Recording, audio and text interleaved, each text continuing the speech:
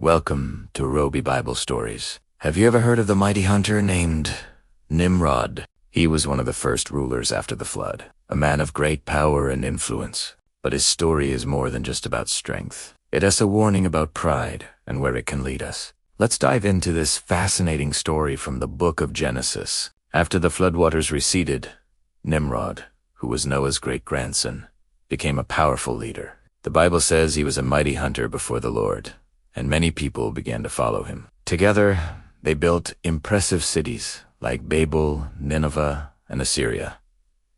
These weren't small settlements. They were huge cities for that time. People looked up to Nimrod, and rightly so. He was skilled, successful, and seemed destined for greatness. But there was more to Nimrod than his accomplishments. The Bible also says that he was a rebel. As his power grew, so did his pride. He wanted to be like God. You see, Nimrod led the people of Babel in a rebellion against God. They wanted to build a tower so tall that it would reach the heavens. Why? So that people could make a name for themselves. They didn't want to be remembered as the people who built a tower. They wanted to be gods. Can you imagine? This brings us to a very important question. What was Nimrod's motivation? Why did he want to be like God? Some say it was ambition, the desire for more power and control. Others say it was the fear of being forgotten, the urge to leave a legacy that would last forever. But whatever his reasons, Nimrod's actions had serious consequences. The people followed Nimrod's lead and built the Tower of Babel. But God wasn't happy about it. In fact, he was very angry. So God did something amazing. He came down and confused their languages.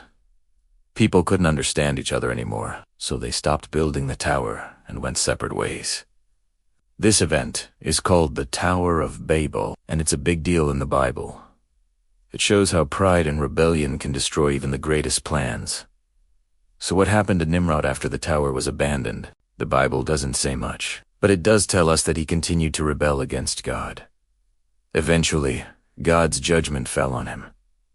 And Nimrod's bloodline, though some versions of the Bible say that Nimrod was killed by his own son, Canaan, and the line of his descendants became known as the kings of the East, who were known for their wealth, power, and wickedness. Nimrod's story is short in the Bible, but it's powerful. It teaches us that no matter how strong, skilled, or influential we are, pride always leads to a fall. True greatness comes from honoring God and using our gifts to help others, not for selfish reasons.